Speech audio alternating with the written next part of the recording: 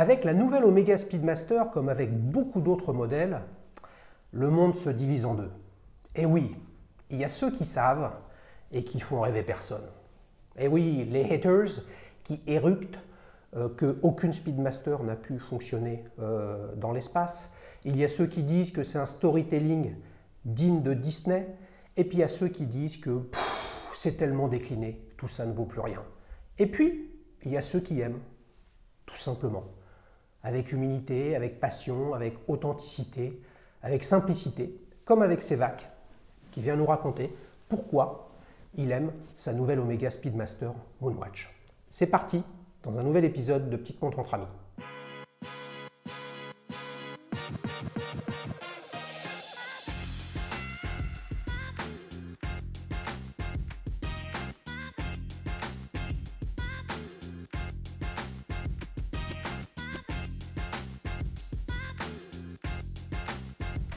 Salut Sévac.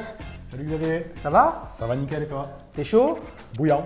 Vous avez vu la banane du mec, les gars, s'il y a bien un truc qu'il aime, c'est sa nouvelle Speed. Alors, t'es venu avec? Elle est là. Elle est là. Speedmaster Moonwatch 2021. C'est ça. Tu nous la montres? Hop là. Alors, j'ai un petit poignet. Un petit poignet, je vais tout de suite vérifier ça et je t'ai fait une petite surprise. Je suis venu avec la mienne aussi. Magnifique. Voilà, qui a quelques années de plus que toi. C'est ça. Et que moi, d'ailleurs. Voilà. Je peux l'essayer? Avec grand plaisir, vas-y. Pendant que Merci, tu l'essayes, Xavier. moi je l'essaye. Hop là. Et non, je ne l'essaye pas, les amis. On est tombé de nouveau sur un poignet de poulet. Tu disais un poignet de quoi, toi? Un poignet de rat. Un poignet de rat, voilà. On C'est est ça. presque dans Ratatouille, les amis. C'est Ça a ça. une petite pique pour nos amis qui pensent que le Omega, c'est du storytelling de Disney. Ratatouille, c'est de chez Disney? C'est chez Disney. Ouais, C'est j'ai ça. cru un moment que c'était autre chose. Alors, cette superbe Speed, je la reconnais. Hein. Je l'ai essayée, je l'aime, j'en ai une. Ça, c'est la toute dernière version. Première chose que je vois, le coup d'œil, assez simple. Logo peint. Donc là, nous avons une version avec le verre en ésalite. C'est ça, cher Xavier. Tu l'as acheté quand? Je l'ai acheté début d'année. Ouais. Début d'année 2021. Début d'année 2021. Ouais. Donc ça fait quoi? 2-3 mois que tu la portes? Elle a 3 mois. Ouais. Elle a 3 mois, c'est ça. Alors, c'est quoi le déclic? Qu'est-ce qui fait que tu es allé sur cette montre? Bah, si tu veux, moi à la base j'étais très focalisé de par ma collection Rolex, Patek Philippe ou autre. Ouais. Et grâce à toi, grâce à ton émission, grâce aux intervenants, Grâce aux invités. oh, c'est ça, aux invités et surtout grâce à Monsieur Clairvoy, Oui. je suis tombé amoureux. Je suis tombé amoureux de la Speed. Un peu plus tardivement, c'est-à-dire assez récemment, d'Omega, Ouais. quand j'ai découvert tout ce qu'il pouvait proposer. Et la Speed, j'ai découvert vraiment, c'est intemporel, un mythe. Un Ouais. mythe. Tu connaissais quand même un peu Omega avant. Je connaissais Omega de nom, Mais tu n'y prêtais pas attention. j'y prêtais pas tellement attention. J'y prêtais pas attention. Je connaissais la Speed aussi Sans rapidement, connaître. sans l'avoir vu vraiment, sans l'avoir essayé. Et quand je l'ai essayé, quand je l'ai vu, j'ai dit, Il te la faut. il me la faut et je pense que pour toutes les personnes qui aiment collectionner des montres, c'est vraiment un mythe. Ok. Est-ce que tu te souviens comment...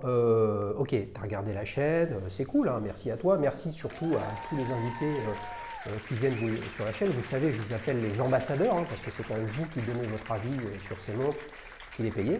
Hein, tu as sorti ton fric de ta poche, C'est ça. etc. Parfois, vous les recevez en cadeau, vous en héritez. Etc. Mais merci à vous parce que c'est vous qui faites le contenu. Et c'est vrai qu'on a eu Jean-François Clairvoy qui lui est allé 2 fois dans l'espace. On a eu Olivier avec ses différentes speeds, 29-98 notamment, etc. On a eu Laurent dans un duel time avec celle-ci mais en version Saphir. Ouais. Hein. Ouais. Donc on va dire que le fait que tu sois confronté à de l'information et à du feedback authentique fait que petit à petit, tu t'y intéressais, mais ça a été quoi le déclic, tu vois, qui fait que tu t'es dit, je vais aller la voir, et surtout, tu t'es dit, mais en fait, il n'y a pas que Rolex, Patek Philippe, etc., ce qui était ton monde avant. Alors, si tu veux, le déclic, donc, ça a été bien sûr quand j'ai vu les intervenants, Ouais. donc de ta chaîne à toi. Et puis après, il y a le côté histoire. Voilà, il y a énormément le côté histoire, c'est-à-dire que moi je me suis intéressé à la Speed, Oui. vraiment à la Speed. Moi, ce que j'ai toujours aimé dans ma petite collection, c'est l'histoire qu'il y a derrière les montres. Ouais. Quelle histoire elles ont. Et là, au niveau historique, conquête humaine, beauté de la montre, côté intemporel, c'est-à-dire de 57, il me semble, jusqu'à aujourd'hui, ça n'a quasiment pas changé. Pas beaucoup, ouais. Pas beaucoup. Lisibilité et autres. Quand je l'ai vu en vrai, que je l'ai essayé, j'ai dit c'est celle qu'il me faut. Ouais. En sachant, excuse-moi que je regardais, en sachant que le modèle d'avant me plaisait pas tellement par rapport au bracelet, qui était beaucoup trop large, et par rapport au fermoir, qui était aussi beaucoup trop large. C'était, en tout cas sur mon poignet à moi, je trouvais ça personnellement assez pas très beau. Et oui, il a le poignet de ratatouille, hein, donc voilà. Forcément un bracelet qui est assez large, hein, qui s'affine très très peu sur l'ancien modèle, forcément ça faisait beaucoup. Mais quand tu dis ça, c'est au moment où tu as essayé celle-ci et il restait quelques-unes des anciennes en boutique, ou tu avais déjà par le passé essayé une Speed? J'avais essayé l'ancienne en fait. Ouais. Mais il y a combien de temps? Alors je vais te dire ça. C'était à peu près en septembre. Septembre dernier. Donc pas tellement avant quoi. Pas tellement avant. Et j'avais essayé par contre le modèle avec le bracelet cuir. Ouais. L'ancienne Speed avec le bracelet cuir. Et ça avait germé. C'est-à-dire que j'allais l'acheter. Ouais. J'allais l'acheter.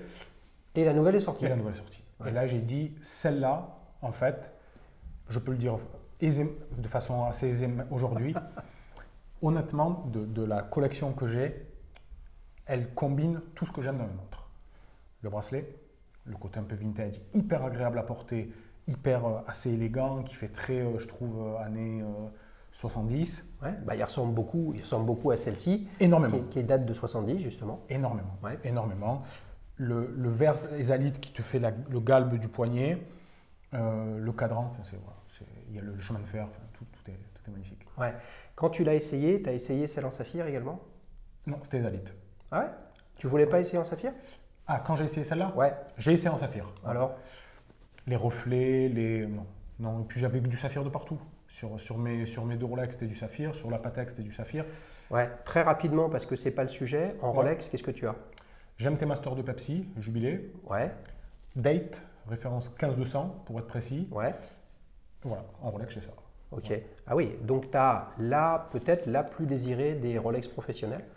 Est-ce que le fait que justement cette Rolex GMT Master 2 Pepsi, lunettes céramiques, bracelet jubilé assez shiny, hein, t'as pas amené à prendre quelque chose de plus sobre là-dessus? Puisque les amis, parmi les petites différences entre il y en a pas mal, hein, allez voir la vidéo que j'avais faite sur le sujet, le stand-up sur la nouvelle Speedmaster. Il y a un bracelet avec des petits inserts polymiroirs qui fait que le bracelet brille un peu plus sur la version Saphir. Là, c'est super sobre. C'est ça, c'est-à-dire que… Donc tu voulais un peu plus de sobriété? Un peu plus de sobriété tout en étant, parce que celle-là, quand on la porte un peu au soleil ou autre, en fait, elle brille juste où il faut. C'est-à-dire qu'elle a les polymiroirs polyglacés sur les chanfreins, sur les côtés. Au niveau du fermoir, elle a quelques petits… le logo qui est polybrillant, avec le dessous qui est satiné, donc au niveau des détails, c'est superbe. Mais c'est vrai qu'elle est beaucoup plus sobre tout en étant… elle a une âme, quoi. Elle a une âme tout en étant… Donc c'est ta première Omega? Première Omega. Ouais. Et là, donc ça a commencé à te gratouiller hein, en septembre quand tu es allé essayer l'ancien modèle. Tu as craqué, hein, donc tu es allé l'acheter avec le nouveau modèle. Et là, qu'est-ce qui se passe dans ta tête là, par rapport à tes autres montres là, tu vois, Rolex, Patek, qui sont des marques monumentales, des superlatifs à tous les points de vue. Et moralité, tu t'es ouvert à autre chose là?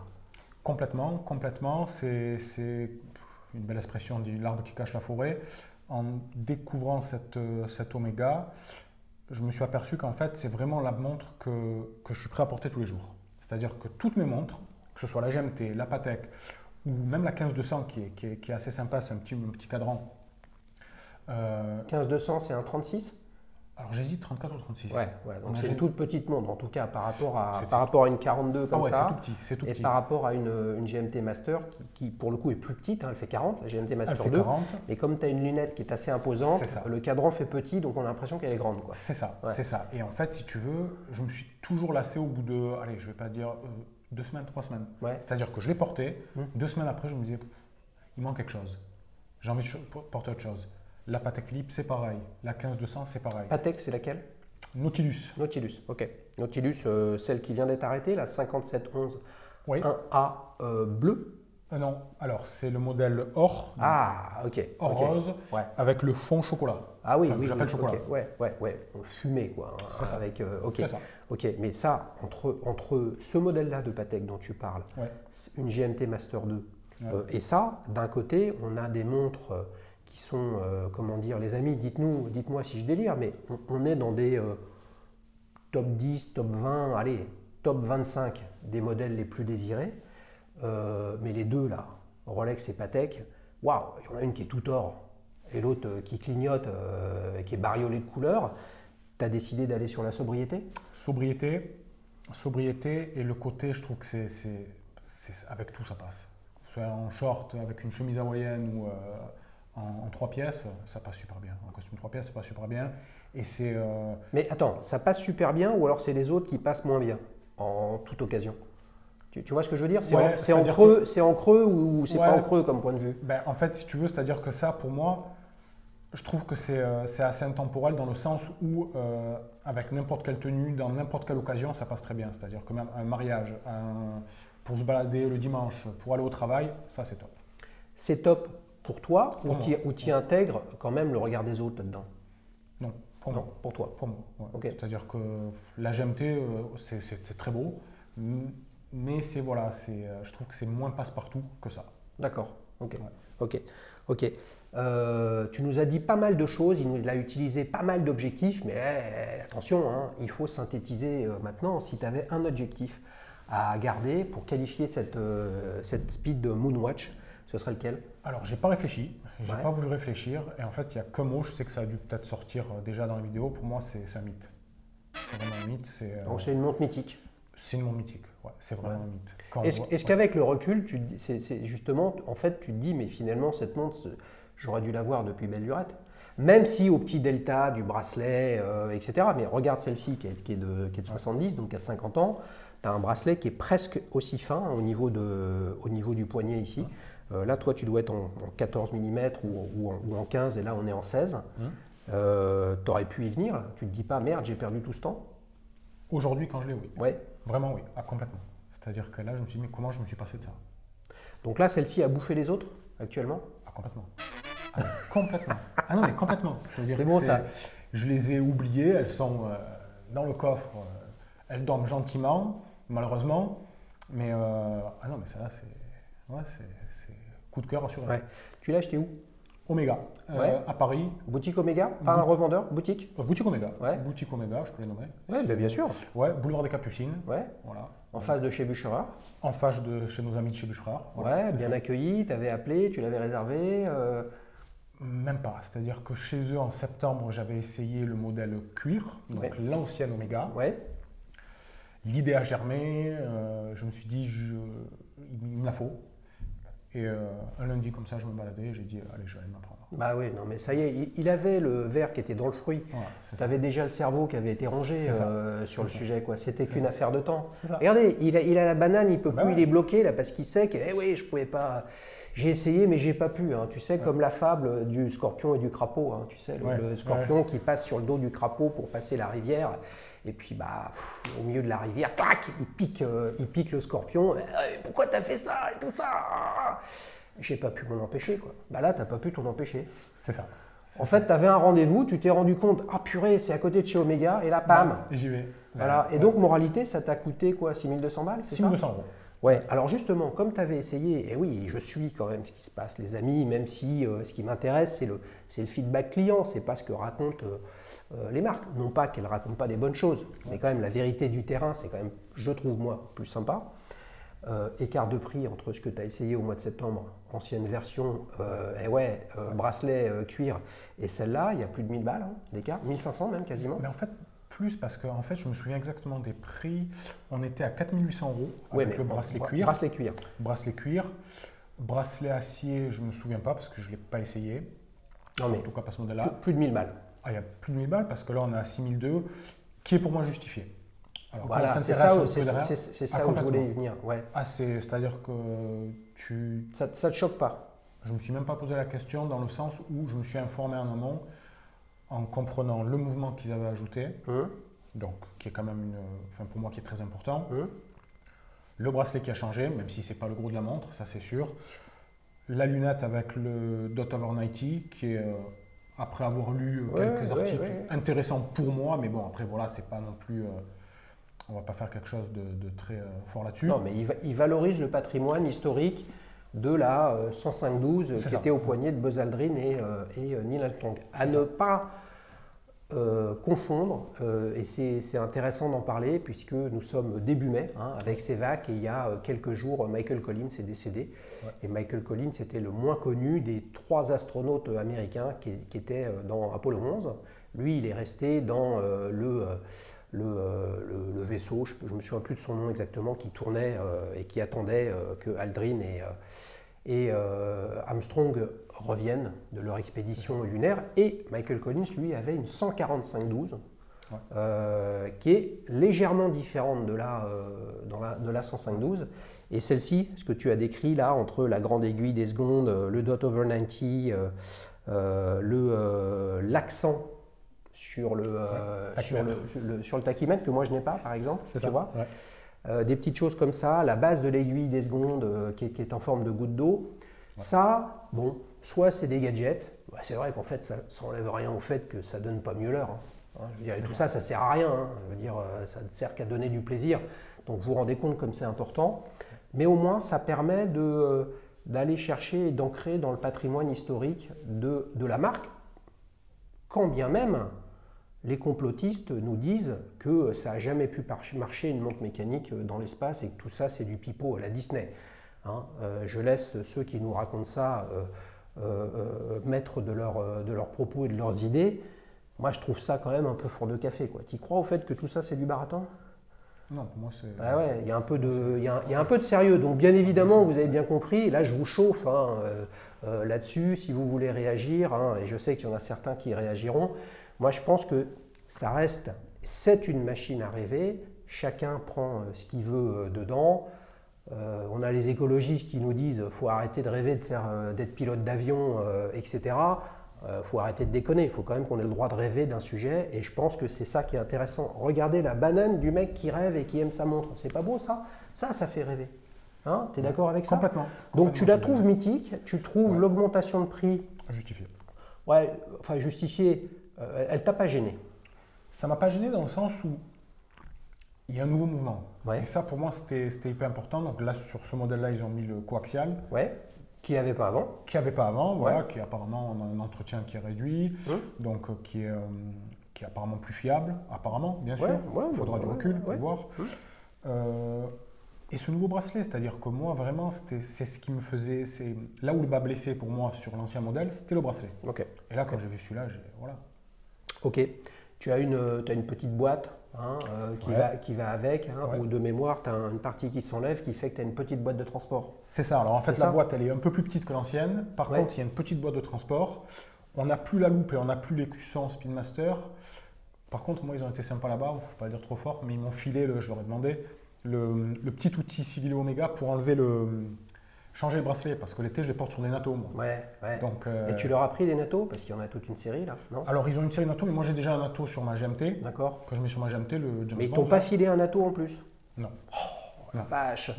Non, mais ça montre quoi, ça? Ça montre que acheter une montre en boutique, c'est du commerce. Et dans le commerce, si vous ne voulez pas négocier, vous ne négociez pas. Si vous n'essayez pas, il vous arrivera jamais rien. Vous pouvez essayer de ne pas y arriver. Moi, je pense que qu'on soit en boutique officielle de la marque ou chez un AD, la marge qui existe est importante. On est sur une distribution sélective avec des gros coûts marketing. Il faut financer le stock. Le foncier coûte énormément d'argent. Donc, il y a des grosses marges. S'il y a des grosses marges, ce n'est pas qu'elles sont non justifiées. C'est parce que du tout ce que je dis, puisqu'il faut payer le stock, l'immobilier, etc. Mais il y a de la marge de manœuvre. Dans la grande distribution, il n'y a pas de marge, donc on ne discute pas, puisque de toute façon, il n'y a pas de marge. C'est ça. C'est ça. Donc, c'est sûr qu'il y a des personnes qui vont toujours aller pour essayer de négocier ou autre.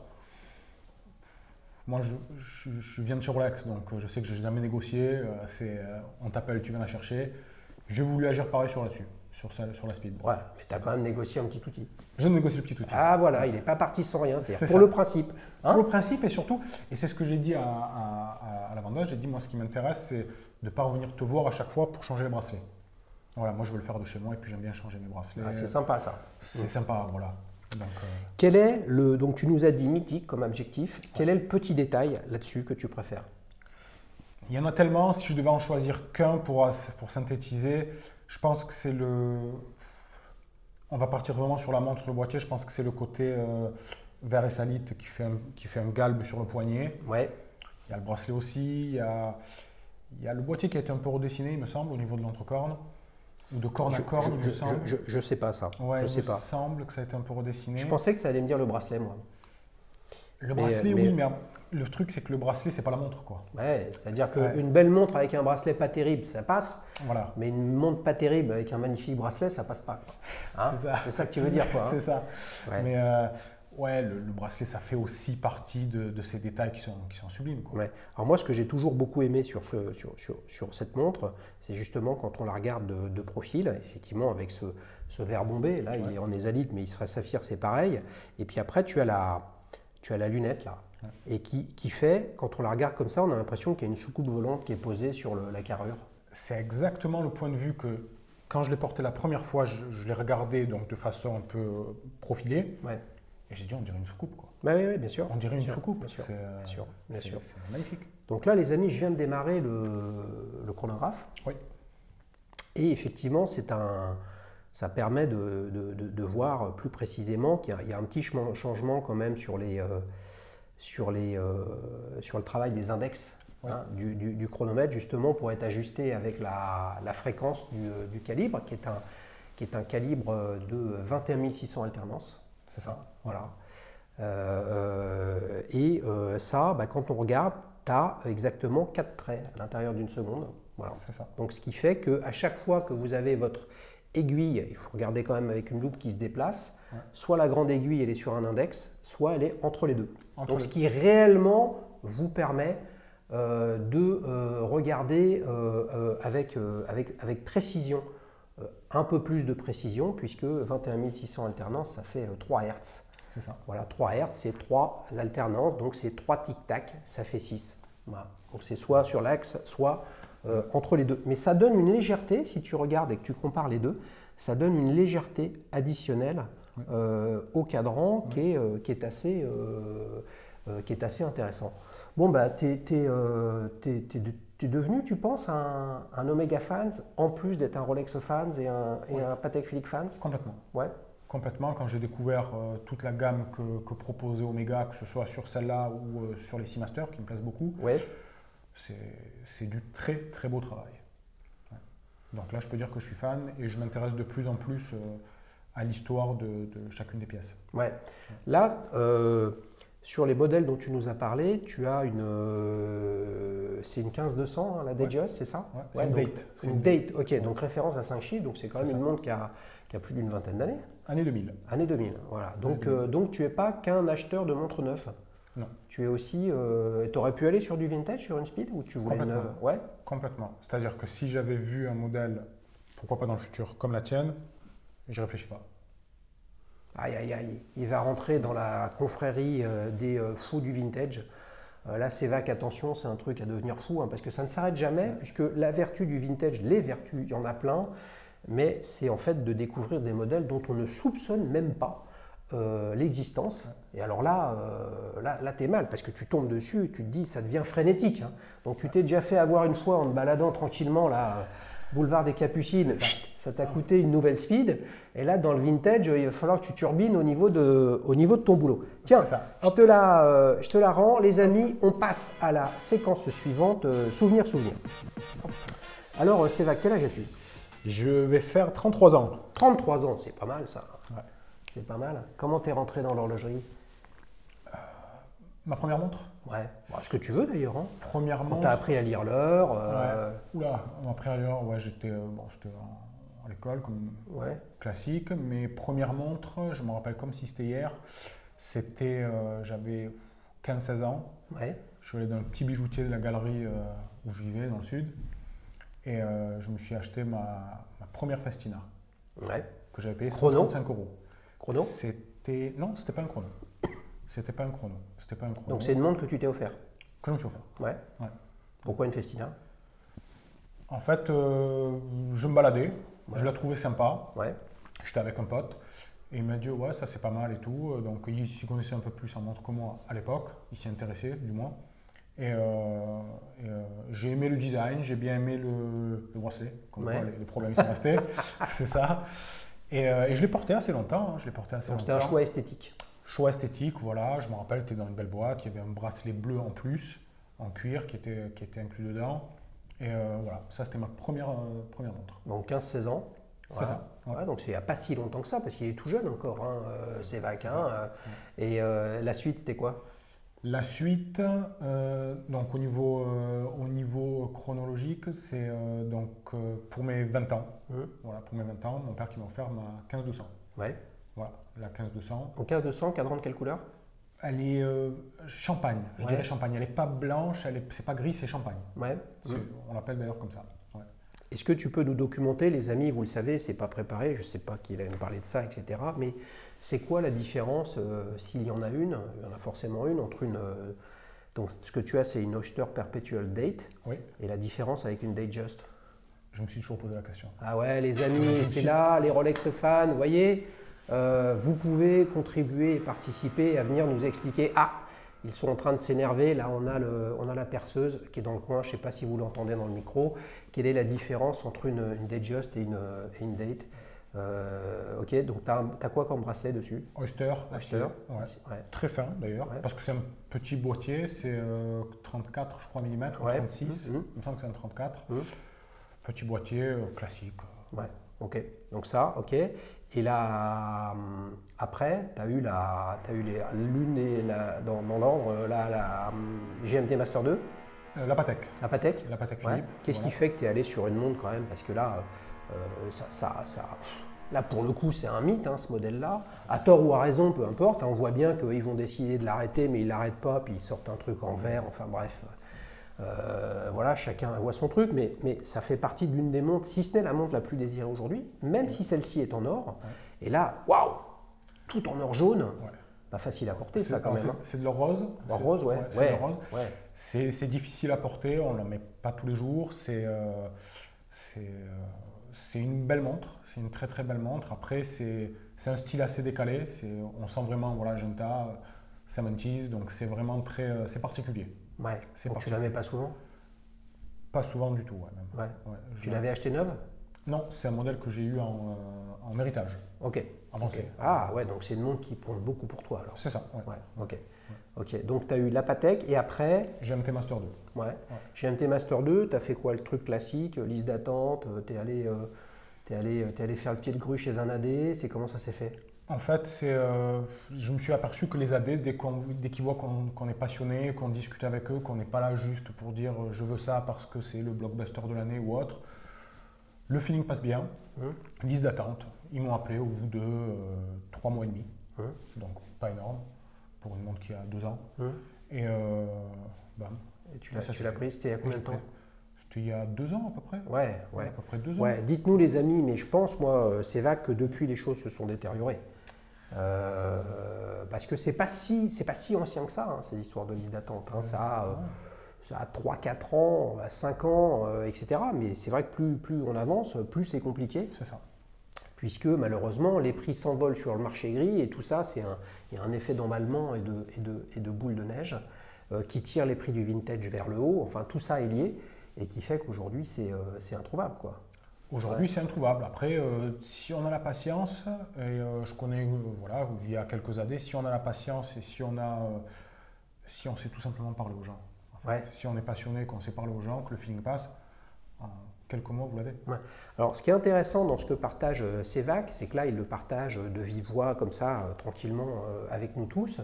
Mais je lisais il y a quelques jours, parce que je les lis tous et j'essaie de répondre à tous les commentaires qu'il y a sur la chaîne, avec Virgile qui présentait sa Tiger Aquaracer à cadran vert et qui est super content de la montre qu'il a achetée, mais qui a une partie de lui qui est déçu de ne pas avoir été pris au sérieux, tu vois, dans une boutique, chez un AD, etc. Et il y a un abonné de la chaîne, je me souviens plus de son pseudo, qui répond et qui dit oui, moi ça me surprend parce que moi quand j'y vais, je discute, je me présente, j'explique, etc. Puis à un moment ou un autre, on voit que la démarche, c'est pas je suis passé devant chez vous, je ne reviendrai jamais, je veux juste savoir s'il y a une montre, si on a une, je la prends, si on n'a pas, je ne la prends pas, puis mécaniquement, je ne reviendrai jamais. Et pour un commerçant, je ne sais pas dans quelle activité professionnelle tu es, mais quand on fait du commerce, à un moment ou un autre, quand on vend des produits haut de gamme, sélectifs, rares, etc., on essaye de fidéliser une clientèle. On n'est pas le vendeur de fruits et légumes qui capte un flux tu vois, près d'un centre commercial et puis c'est tout. Là, on est dans la construction d'une relation. Donc si demain, tu voulais acheter une autre Rolex, tu irais voir cet AD-là. Et ça se passerait sans problème. Voilà, oui, parce qu'il te connaît, puis tu es déjà dans le circuit. C'est ça. Ça enlève pas quand même que quand tu n'es pas un insider, c'est difficile. C'est compliqué. J'ai eu aussi des mauvaises expériences, c'est-à-dire moi j'ai été dans des AD où à peine passé le pas de la porte, on m'a dit non, donc je suis ressorti sans aucun, même pas sens du commerce, c'est-à-dire que c'était vraiment relativement assez violent. Je ne vais pas les citer, mais chez la plupart des autres AD chez qui je vais, je m'entends super bien. Oui, je suis même d'ailleurs sur liste d'attente sur certains modèles et tout se passe très bien. Tout se passe très bien. Après, c'est sûr qu'il y a des personnes, bien sûr, qui ont mal été accueillies, qui ont été prises de haut, souvent, malheureusement. Et du coup, ça crée cette mauvaise image de la marque ou de l'AD. Après, l'AD est indépendant. Voilà. Donc, c'est vrai que tout ça, il ne faut pas que ça nourrisse une sorte de complexe individuel, de sentiment de frustration et on ne veut pas de moi, etc. Mais les choses sont ainsi faites. Les amis, la nature a horreur du vide. Quand vous avez une clientèle qui est fidèle, qui attend un modèle, évidemment, un morceau de vous se dit tiens, mais moi il faut que je capte une nouvelle clientèle pour continuer à faire grandir mon portfolio. Mais si cette nouvelle clientèle potentielle, en fait, elle est que de passage, parce que voilà, tiens, je suis à Lyon, je suis à Lille, je suis à Berlin, je fais les boutiques et puis je vais toquer à toutes les portes, c'est pas une clientèle que cherchent à attirer les distributeurs, ça. C'est ça. Ça crée pas ce relationnel, ça crée pas ces fondations-là entre l'AD et la clientèle qui veut fidéliser. Mais même celle-là, ma speed, je l'ai attendue. C'est-à-dire à peu près 2 semaines. Ah ouais, mais tu l'as attendue. Tu n'étais pas vraiment sur une liste d'attente. J'étais pas sur une liste d'attente. Voilà. C'était pas vraiment ça. Sachant qu'en plus, la liste d'attente, c'est au bon vouloir quand même du distributeur. C'est pas un truc officiel, c'est pas un bon de commande, tu vois. Ah oui, non. Là où tu es en liste d'attente pour d'autres modèles, t'espères que ton nom est quelque part. La réalité, c'est que tu n'as pas signé de papier, tu n'as pas versé d'art, etc. On m'a juste enregistré. Voilà. Par contre, alors maintenant, ils appellent ça une liste de souhaits. Ah, c'est beau ça. La sémantique est importante. Ça, on reconnaît le marketing des marques. Voilà. Et donc, une fois que en fait, aujourd'hui, ils ont réussi à créer ça pour certaines maisons comme Rolex ou autres. Le simple fait d'être accepté sur liste de souhaits, c'est déjà un grand pas en avant. C'est beau ça. Voilà. C'est beau. Là, vous êtes sûr que vous allez l'avoir, mais il faut être patient. T'imagines, il va y avoir, les amis, là je vous chauffe, évidemment, il n'y a personne à chauffer parce que là, on n'y peut rien, mais il va y avoir le marché gris de la liste de souhaits. C'est-à-dire qu'on n'est pas encore dans le système d'attendre une montre, on est juste dans le pré-système de la liste de souhaits. C'est quand même un sacré catch. Moi, la seule réponse pour moi qu'il y a là-dessus, c'est que vous allez sur le marché seconde main, vous allez sur le vintage, vous avez 100 000 références différentes de montres. Franchement, si vous ne trouvez pas votre bonheur, c'est que vous avez des plus gros problèmes que les autres. On a tous des problèmes avec notre passion des montres, mais au point de se dire j'y arrive pas, c'est un scandale, c'est une honte, j'arrive pas à acheter la même montre que tout le monde, achetez une autre montre. À un moment ou un autre, la nature a horreur du vide dans ce sens-là aussi. Si vous ne pouvez pas, vous allez voir ailleurs. Tant mieux pour les autres marques. C'est ça. C'est ça. Après, c'est actuellement la règle du jeu. Je pense que les règles vont changer un petit peu. Mais quand on aime jouer, c'est les règles à respecter. Ah voilà. Et si on ne peut pas jouer, il faut jouer à un autre sport. Les amis, justement, on va jouer et on enchaîne pour le célèbre quiz. Alors, il l'a vu, vous l'avez vu, il y a la casquette d'Alicious à gagner. Elle est là, elle est toute belle, son renfort en carton, etc. CEVAC, je la mets là, regarde juste derrière nous. Si tu es performant et que tu gagnes ce quiz, il pourra repartir avec. Alors, je t'ai préparé 3 questions. Franchement, je ne sais pas depuis le début de la saison 1 de Petite Montre entre amis combien j'ai fait d'oméga. Un paquet. Ouais. Donc, trouver des questions qui tiennent la route, où on peut essayer d'apprendre quelque chose, parce que vous le savez, les amis, hein, il y a ceux qui savent, mais ils font rêver personne. Le sujet, c'est pas de savoir, c'est d'apprendre. Hein. Et puis, le sujet, c'est pas de savoir, c'est de partager. Voilà, c'est ce qu'on essaye de faire avec tous les invités de la chaîne et avec toi, CEVAC, aujourd'hui. Alors, j'ai pas vraiment d'ordre dans les questions, donc je prends la première qui est là. Ok. Je pense qu'il a sa chance sur la première question. Cherchez l'erreur parmi ces caractéristiques de cette nouvelle Omega Speedmaster. On va l'appeler 3861. C'est ça. Hein, c'est la référence du mouvement, ou Omega Speedmaster 2021, puisque j'espère qu'en 2046, des gens verront cette vidéo avec CEVAC. Alors, cherchez l'erreur. Donc, je te donne 3 caractéristiques. Il y en a une qui ne fait pas partie de cette nouvelle speed. De ça, ok. Ok. Réponse A, les index du chronomètre sont adaptés à la fréquence du calibre. B, la lunette est en céramique. C, elle a un cadran dit step dial. C'est la B. La B, c'est-à-dire la lunette, elle n'est pas en céramique. La lunette n'est pas en céramique, et oui, je pense que là, tu as répondu rapidement, c'était cadeau. C'était cadeau. Ouais, c'était facile. Lunettes en aluminium, comme depuis très très longtemps sur ces Speedmaster. J'ai lu quelques critiques quand même de gens qui s'attendaient un petit peu à mieux en termes de nouveautés sur cette montre. Pas simple, hein, parce que la céramique, c'est souvent traité de façon assez brillante. Hein. Je pense que c'est pas simple de faire de la céramique peu brillante. Et là, une speed comme ça avec une lunette brillante, hein, comme sur une Seamaster, ce ne serait pas forcément heureux. Ça aurait été un critère de non-achat. Critère de non-achat pour toi. C'est vrai que cette speed, bon, bah, c'est la énième déclinaison, etc. Mais la réalité, c'est que au-delà des déclinaisons, il y a eu vraiment des dérivés de speed. Hein. Les speed 57, les speed héritage, les speed à 2 cadrans, etc. qui s'appellent speed et qui finalement ressemblent que de loin à une Moonwatch. Et c'est là où, pour le coup, certes, c'est la vache à lait du groupe, c'est leur blockbuster, etc. Mais bon, s'ils ne font pas ça et qu'ils sortent des nouveaux modèles, les nouveaux modèles se font déchirer. Hein. C'est-à-dire, sortir un modèle from scratch et réussir à le vendre sans qu'on vous dise « mais non, c'est pas bien », il n'y a pas beaucoup d'élus hein, quand même sur le sujet. Hein. C'est ça. C'est pas mal, tu mènes 1-0. Pour l'instant. Tu t'approches doucement mais sûrement. Hein. On n'est qu'en début de partie, les amis. Il ne faut pas s'enflammer de trop. Alors, attention. Pourquoi 1978 est une année faste pour Omega? Omega met à jour son modèle Speedmaster avec la référence 145022. La Speedmaster, ça c'est la réponse A. Ouais. Réponse B, la Speedmaster est de nouveau agréée par la NASA pour les missions habitées. Réponse C, la Omega Marine devient la première montre bracelet certifiée chronomètre de marine. Alors là, ça, c'est pas mal. Hein. Ouais, donc en 78, est-ce qu'Omega a changé la référence de la Speedmaster avec la 145022? La Speedmaster est de nouveau agréée par la NASA pour les missions habitées. Réponse B. Réponse C. La Omega Marine devient la première montre bracelet certifiée chronomètre de marine.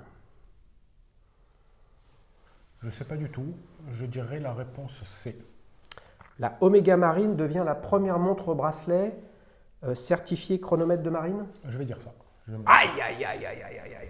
Mauvaise réponse. Là, pourtant, c'était une question qui a l'air difficile, mais qui est écrit en gros sur l'histoire d'Omega sur leur site internet. C'est en 1974 que cette Omega Constellation marine, montre rectangulaire à quartz, à une fréquence de 2,4 MHz, au lieu des 3 Hz de celle-là, ouais. précise à 2 millièmes de seconde par jour.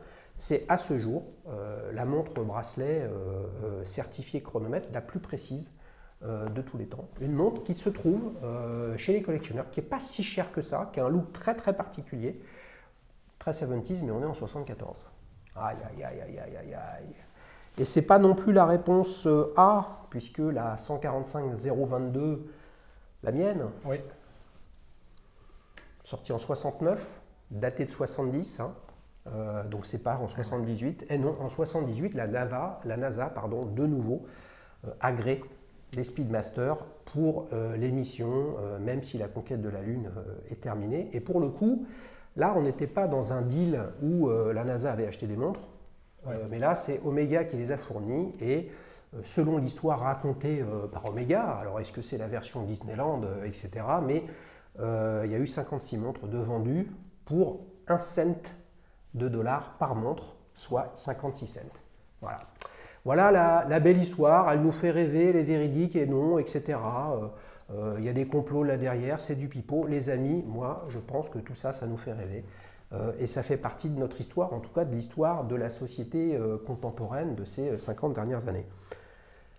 Sévac, là, il a le palpitant qui commence à palpiter sérieusement parce qu'il se dit « Ah, il faut absolument que je gagne 2-1 pour repartir avec cette belle casquette. » C'est ça. Tu es d'accord ou pas? Ok. Alors, là, c'est jouable. C'est jouable. Ah, quoique. T'es prêt? Parti.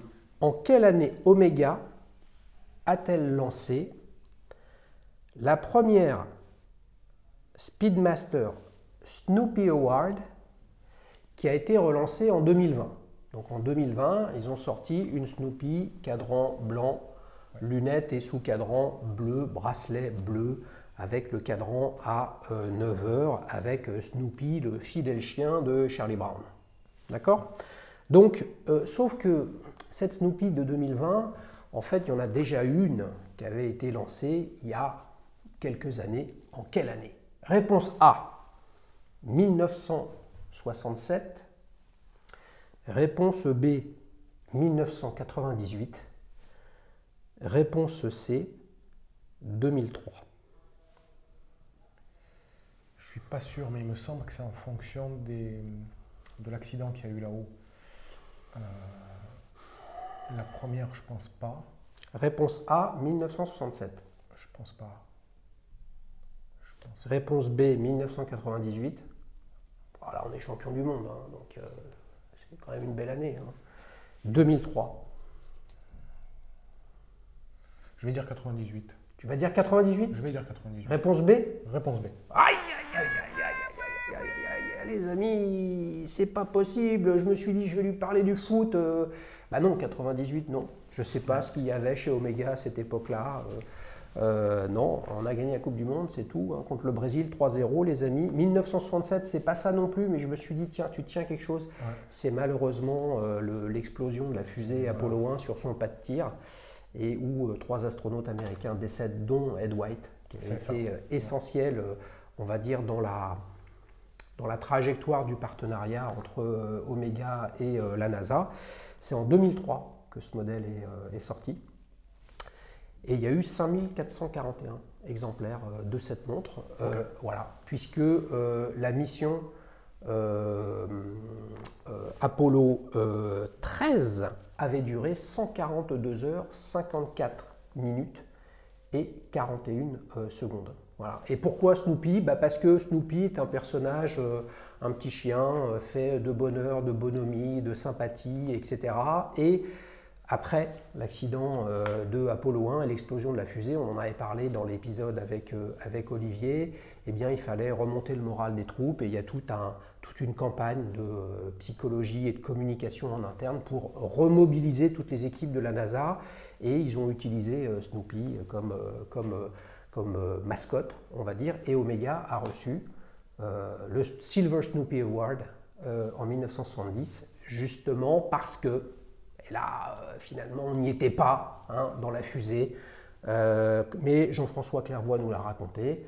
eh bien, l'un des astronautes américains, je n'ai plus le nom en tête, a utilisé sa speed justement pour retravailler la trajectoire de rentrée sur Terre d'Apollo 13. Sinon, ça aurait été probablement un drame additionnel. Donc les amis, vous savez qu'il n'y a pas de règlement dans le quiz et que je suis tel Gennaro, hein, si vous vous souvenez dans Jeux sans frontières, le juge ultime, et je viens de décider que notre ami Sévac pouvait quand même repartir avec la casquette d'Alégis. Merci Xavier. La voici, qui fait partie de toute façon à vie de la communauté des invités de Petites Montres entre amis, et en plus maintenant tu as une casquette pour te protéger du soleil, et voilà, et te souvenir de ce bon moment. Les amis, on enchaîne sur la séquence suivante, recto verso. Est-ce que tu as d'autres passions là? Parle-nous un petit peu plus de toi, là. Tu as d'autres passions que les montres? Alors oui, effectivement. Ouais. Alors la première vraie passion auquel on investit beaucoup de temps, d'informations, et bien sûr après de sous aussi, ouais. Voilà, c'est l'art bottier. L'art bottier. L'art bottier. L'art bottier, voilà. Donc les pompes. Les souliers, voilà, les pompes. Ah, j'aime bien, je le provoque. Les grolles. C'est ça, voilà, c'est ça. Donc bottes, souliers, chaussures. C'est ça. En cuir. En cuir exotique, cuir, ouais. Bien sûr. Comment ça t'est venu ça? Depuis petit. Je ne sais pas. Vraiment, je ne sais pas. Un truc familial. En fait, j'ai toujours aimé. J'ai toujours aimé les vieux films italiens. Ouais. Mastroianni, Visconti, Delon. On voyait pas leurs chaussures. Quand Alain Delon, il est avec Romy Schneider au bord de la piscine, ouais. Franchement, il n'a pas de chaussures. Alors là, il n'y a pas de chaussures, mais en fait, c'est voilà, ces années-là, le style vestimentaire de ce monde-là, qui m'a amené vers l'art tailleur, ouais. Et de facto l'art bottier. Ok, donc les chaussures, j'ai une image horrible, mais je suis obligé de lui sortir. Moi, je ne suis pas chaussure, ouais. Mais je ne suis pas non plus fashion. Vous le voyez, je suis toujours habillé de la même façon, etc. Mais tu vois, la chaussure, c'est comme une montre. Hein. Je veux dire, sa valeur d'usage est un peu plus importante parce que on ne peut pas marcher pieds nus toute la journée. C'est ça. Mais, c'est horrible, mais je vais lui dire, c'est horrible. Hein. Mais quand on marche dedans, ouais. Qu'on ait des chaussures sur mesure à plusieurs milliers d'euros ou des belles marques type, je ne sais pas, Crockett & Jones, Berluti, ouais. Bertheil, enfin ce que tu veux, Church, etc. Ouais. Ou que tu aies une paire de tongs à 2,50 €, quand tu marches dedans, tu es dans la merde dans les deux cas. Quoi. Ouais. Tu vois. Donc qu'est-ce qui fait que tu te sens mieux, tu es heureux, tu es épanoui, tu vois, qu'est-ce qui fait? Qu'est-ce que tu as comme chaussures par exemple? Alors là, j'ai des Corté. Des Corté modèle. Corté comme le DJ? Non, pas comme le DJ. Non, ça s'écrit comment Corté? C-O-R-T-E? C-O-R-T-H-Y. Ok. Voilà. C'est un des meilleurs, si ce n'est le meilleur bottier. En France? Au monde. Au monde? Au monde actuellement. Voilà. Il est français? Il est français. On a des très très bons artisans chez nous et vraiment il fait un travail exceptionnel. Il est rue Volnay, ouais. Si vous voulez aller le voir. C'est dans quel arrondissement ça? Alors, les arrondissements et moi, c'est à côté d'Opéra. Ok. À côté d'Opéra de Bûcherer. Voilà, pas loin de Bûcherer. Donc, vous allez chez Bûcherer ou chez Omega, vous achetez une montre, puis après, vous allez acheter des pompes. Voilà, c'est ça. C'est ça. Et Corté, il fait vraiment un travail exceptionnel. C'est-à-dire, alors, quelle est la différence pour répondre à ta question, Xavier? Il y a le côté style, mais il y a surtout le côté en amont, fabrication du soulier, choix des cuirs, durabilité de la chaussure. Moi, j'ai des paires de chaussures que j'ai depuis 15 ans. Depuis 15 ans. D'un style classique, bien entretenu. Ouais. Voilà, et ça ne bouge pas. L'entretien, c'est essentiel. L'entretien, c'est essentiel. Ouais. Tu as combien de paires de chaussures? Oula. Je dois avoir 3 de chez Corté. Après, non, mais tu en as plusieurs dizaines, tu en as une dizaine, tu en as… Plus de 10. Ah ouais? Plus de 10, ouais. Ok. Une quinzaine à peu près. Et Corté, c'est… pardonnez-moi les amis, mais je ne connaissais pas. Voilà. Mais c'est une marque ou c'est un artisan? C'est un artisan. Donc Corté, c'est quelqu'un? C'est quelqu'un, Pierre Corté. Pierre Corté. Pierre Corté, que je salue au passage. Ok, donc, son métier, c'est d'être bottier. Il est bottier. Et d'ailleurs, il a reçu, c'est le seul d'ailleurs à avoir reçu la médaille il me semble que c'est du meilleur artisan ou artisan d'art. Voilà, Ouais. artisan d'art dans sa profession. Dans sa profession. Et donc, lui, à la base, il fait que de la mesure. Aujourd'hui, c'est un peu plus ouvert, il fait du prêt-à-chausser, ce qu'on appelle prêt-à-chausser. Mais à la base, c'est un bottier qui fait que du sur-mesure. Ouais, prêt à chausser, c'est tu arrives, tu dis tiens, bah, ouais, tel et tel modèle qui m'intéresse, est-ce que vous les avez en 42? Voilà, tu fais du Donc 42. c'est ce qu'on achète classiquement dans une boutique. Classiquement. Mais son métier de départ, c'était de faire du sur-mesure. Du sur-mesure. Tu t'es déjà fait faire des chaussures sur mesure? Déjà, oui. Comment ça se passe? Magnifique. Tu dis bonjour? Tu dis bonjour, tu rentres, on va prendre la forme de ton pied, Ouais, donc dans une sorte de plâtre là pour prendre ta forme. Ensuite, on va créer ton bois, donc qui va créer la forme de ton soulier par rapport à ton pied, ta voûte plantaire. Et là, on va créer de A à Z ton soulier en fonction des cuirs que tu as demandé, des détails. Tu as des essayages entre le moment où on prend tes mesures et le moment où la chaussure est finie? À peu près 2 ou 3. Des essayages? Voilà, à peu près 2 ou 3. Pour vérifier, pas trop serré, pas trop de trucs, pas trop machin? Non, c'est surtout pour vérifier que si on n'a pas changé d'avis au niveau du cuir. Aussi, bien sûr, pour voir si au niveau du pied, si on est bien à l'aise, si on ne veut pas resserrer un peu plus à cet endroit. Parce que ce qu'il faut voir aussi, c'est que le pied droit et le pied gauche n'est jamais le même. Ah oui. Voilà. Oui. Donc on a toujours un pied plus fort que l'autre. Donc il faut vraiment ajuster ça au millimètre. Ok.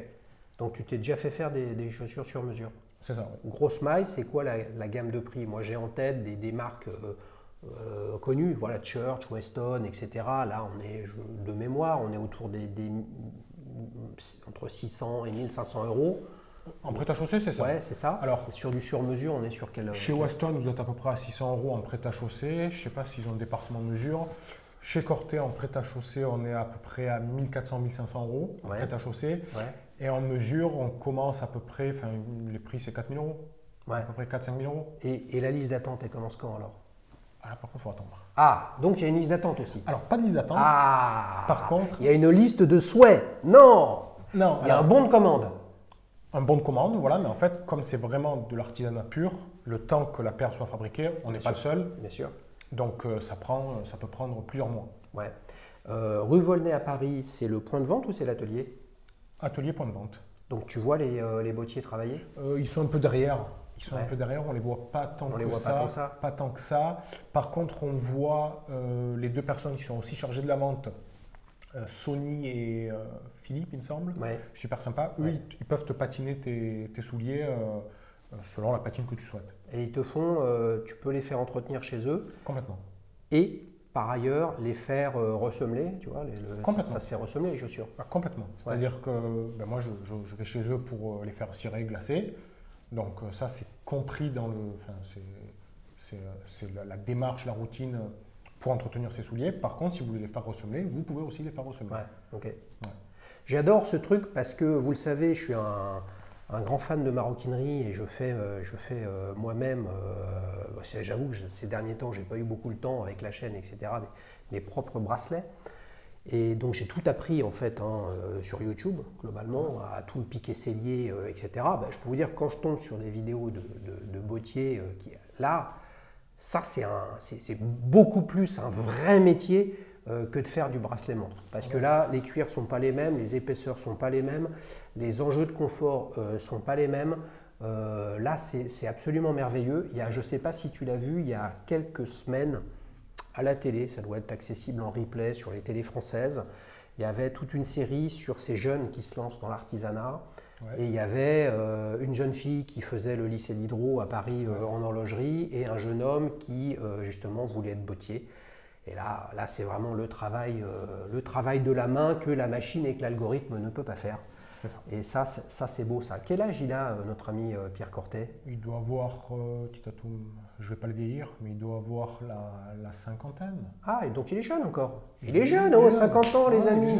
C'est super jeune quoi. Il a mis sa famille dans le truc et tout ça. Il y a la succession. Je ne sais pas s'il a mis la famille dedans, mais il a apprécié de toutes les personnes qui adorent. Après, ça reste une niche. Hein. C'est vraiment les connaisseurs des connaisseurs qui vont s'intéresser à lui. Ouais, mais est-ce que justement le cheminement dans les chaussures, finalement, c'est pas un petit peu le même que dans les montres? C'est-à-dire que c'est le propre de la passion. C'est ça. La passion, c'est facile d'aimer Rolex. Ils sont partout, c'est des superlatifs partout, précision, R&D, qualité des matériaux, le marketing, l'image, l'expérience, les souvenirs, le rêve. C'est le superlatif à tous les étages. Donc c'est pas compliqué d'aimer Rolex. C'est plus compliqué d'aimer des marques plus obscures avec un horloger qui font beaucoup moins de montres, voire ils en font quelques dizaines. Et oui, il n'y a pas de visibilité, il n'y a pas de marketing, etc. Dans les chaussures, c'est un peu pareil. Quand tu veux monter en gamme, petit à petit, tu arrives à je ne sais pas, le top du top au sens de bonnes, belles chaussures, chères, exclusives, avec une marque très connue. J'ai le sentiment que c'est Berluti, la partie visible. Mais Berluti, c'est connu mondialement. C'est ça. De gens comme moi qui n'en portent pas. Voilà. C'est connu mondialement par tous ceux qui aiment les chaussures. Mais ceux qui connaissent Cortet, c'est que ceux, et tu l'as dit, qui mettent suffisamment d'énergie dans leur passion pour aller chercher autre chose que la belle boutique Rolex ou Berluti qui est dans toutes les belles rues commerçantes des capitales du monde entier. Ce qui n'est pas le cas de Cortet. Ce qui n'est pas le cas de Cortet. Et le cheminement, vu que tu parles de Berluti, m'a amené justement de plusieurs paires de Berluti à Cortet. Et une fois que j'ai découvert Cortet... Mais tu crois qu'il va arriver la même chose à ta Rolex et à ta Patek Philippe, là? Tu vas aller voir ailleurs? Aïe, aïe, aïe, c'est pas compliqué. Ce que j'adore dans cette discussion, les amis, c'est que je ne sais jamais qui l'a dit ou l'a pas dit ce truc-là, mais je le reprends pour moi parce que ça me parle. Il n'y a pas de chemin pour le bonheur parce que le bonheur, c'est le chemin. C'est un peu comme la trajectoire qu'on peut avoir dans les montres ou que tu as toi avec tes montres et que tu nous relates avec des mots différents sur un sujet qui parle peut-être à moins de monde ou à plein de monde, je ne m'en rends pas compte, qui sont les souliers et non pas les grolles, les amis. Hein? Allez, on enchaîne sur la dernière séquence de petites montres entre amis, ta prochaine montre. Donc là, tu es au taquet avec ta speed, là, mais j'ai cru comprendre que tu étais en liste d'attente. Oui. Donc liste d'attente ou pas, à la limite, bon, si elle arrive, tant mieux pour toi, mais si on enlève cette liste d'attente, parce que c'est trop facile, en fait, ça va arriver, tu vois. C'est ça. Est-ce que tu es en train de réfléchir à d'autres choses, d'autres idées? Alors, oui, ça serait... alors, toujours chez Omega, ouais. Là pour le coup, et ça serait une speed. Alors, soit le modèle avec, dans les sous-cadrans, météorite, ils appellent ça. Ouais. Voilà, donc soit ce modèle-là, soit j'irai sur du vintage, ouais. Et une comme la tienne. Donc je suis entre deux eaux. Voilà. Ah non, mais il s'est fait, comment dire, marabouter par la Speedmaster, quoi. Il est tombé dans Ratatouille de Disney. Hein, tu as été capté par le marketing de la marque. En fait, ce n'est pas le sujet. Toi, tu as découvert finalement avec cette montre que tu es là au poignet, derrière, tu as un nombre de déclinaisons qui ne sont pas simplement des déclinaisons avec un truc plus petit, un truc plus gros. C'est vraiment différent. C'est vraiment différent. C'est-à-dire que quand on y prête attention, ça change du tout au tout. Voilà. Est-ce que c'est pas... C'est facile, les amis. Hein, là, j'ai presque un transfuge, ou en tout cas quelqu'un qui s'est rendu compte que le magnifique arbre Rolex, absolument magnifique, immaculé, là, wow, comme une icône byzantine, les amis, un truc merveilleux, extraordinaire, quoi, la fontaine de Trévi à Rome. Ah ben en fait, il n'y a pas que ça. Il y a la forêt derrière l'arbre. C'est ça. Ouais. C'est ça. Mais alors pour le coup, moi je serais tenté de dire, on a tous nos petits problèmes, hein, nos petites maniaqueries et tout ça, mais justement, si cette speed que tu as là, elle t'a un peu déniaisé du sujet horloger, c'est-à-dire en fait, il y a autre chose que les 2, 3, 4, 5 plus belles marques, dont Rolex et Patek Philippe, tu vois. Ben, pour le coup, est-ce que tu n'as pas envie de rentrer encore plus profondément dans la forêt et aller chercher d'autres choses, etc. Oui, dans le futur, absolument, en sachant que moi, je mets Omega justement dans ce top 5. Ouais. Top 5, on va dire accessible, c'est-à-dire, enfin accessible, c'est un grand mot, mais voilà, ça fait partie des blockbusters que tout le monde connaît, veut, Rolex, Omega. Mais pour répondre à ta question, oui, moi, il y a des montres qui me plaisent beaucoup, c'est Breguet. Ouais. Par exemple, j'ai toujours rêvé de Breguet, ce travail qu'il y a sur les cadrans, le guillochage et autres. Ouais. Donc, j'ai toujours trouvé ça fabuleux. C'est pas un chouïa classique pour toi quand même ça? Je pense que je pense que je pourrais l'apporter. Ouais. Je pense que je pourrais l'apporter en sachant que j'ai pas de modèle hyper classique. Donc c'est vraiment ça, c'est mais dans le futur, pas de suite. Mais si je te transposais, regarde, si on disait Weston c'est Rolex, Ouais, Berluti c'est Patek, ouais. c'est qui l'équivalent dans tes rêves horlogers, l'équivalent de Pierre Cortet en horlogerie? Tu t'es pas encore posé la question Breguet. comme ça? Breguet? Breguet. Pour moi, c'est Breguet. Ouais, mais Breguet, ok, il a existé, il est français, c'est devenu une manufacture suisse, je veux dire, c'est l'inventeur du tourbillon, c'est quasiment l'inventeur du guillochage, il y a le Spiral qui a son nom, etc. Mais maintenant, c'est devenu une entreprise, hein, ça fait partie d'un groupe horloger, tu vois, il n'y a plus d'artisans. Tu es allé essayer de regarder des artisans horlogers. Tu vois, Philippe Dufour, Grebel Forcé, des gens comme ça, Franck Muller, etc., Alain Silberstein, qui sont encore des gens qui font comme chez Cortet. Comme chez Cortet. Alors j'ai déjà Par essayé. contre, ça chiffre. Hein. Ça chiffre, c'est normal. C'est l'artisanat. J'ai essayé, alors je ne sais pas s'il travaille seul, je l'ai essayé sur un ami, c'est une Laurent Ferrier. Oui. Laurent Ferrier, ça j'ai beaucoup aimé. Oui. Ah oui, là, Mais ça pique, hein. Ça pique, mais selon moi, c'était fade. Okay. Voilà. Alors que Breguet, c'est magnifique, selon moi. Mais ouais. C'est fade, ouais, c'est plus épuré. C'est plus épuré, voilà, c'est ça. Ok. Mais non, pour moi, ça reste toujours, Breguet, ça reste toujours pour moi. Tu as un modèle en particulier où c'est vraiment la tradition avec les aiguilles pommes, les cadrans guillochés, etc. C'est ça, ouais. J'ai pas de modèle en particulier, c'est vraiment ce cadran bien guilloché avec le sous-cadran qui a encore un guillochage différent, où on voit du coup ce contraste. Ouais. Donc ça, je trouve ça super. Ouais. Ça, j'ai du mal, les amis, avec ce type de modèle, mais c'est une affaire de trajectoire. C'est pour ça qu'en fait, mon avis là-dessus, je le donne pas en fait. Je dis juste, c'est pas mon truc, mais il a juste aucun sens parce que ce qui compte, c'est quel sens il a pour toi. C'est pour ça que on est toujours le compte de quelqu'un. Dans l'horlogerie, c'est pareil, quoi. T'aimes, moi j'aime pas, lui il aime. Et là, on a eu la parole de Sévac qui nous partage et qui a partagé avec nous ce qu'il aime. Voilà, parce qu'il sait. Et on voit bien qu'il sait plein de trucs aussi, mais c'est pas ça qui est important. Ce qui est important, c'est ce que tu aimes. Et ce que je trouve intéressant, et là pour le coup, c'est plutôt Rolex vers Omega, ça peut être l'inverse. Tu sais ce qui va se passer dans les commentaires.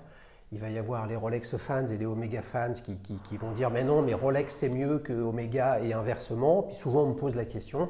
Moi je dis « mais moi je m'en fous complètement, rien n'est supérieur à l'autre. Ça dépend ce que vous recherchez. Dans un modèle. Et tu sais quoi? Prochainement, les amis, on va voir une beauté magnifique, une vintage, une Rolex GMT Master 1675 de 1978. Franchement, une beauté patinée, abîmée.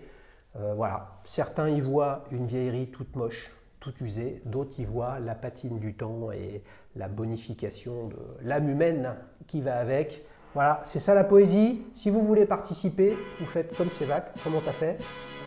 Par mail, directement sur ton site. Et ben voilà, sur ton site. www.dailyshoes.fr. Vous me dites ce dont vous avez envie de parler. Puis si vous êtes dans le coin en région parisienne, on se retrouve sur un canapé comme avec Henri Chapier dans le divan. Ou alors on fait un truc à distance et ça s'appelle Duel Time. Sévac, merci beaucoup. Merci à toi Xavier. Salut les amis, à bientôt. Ciao, ciao.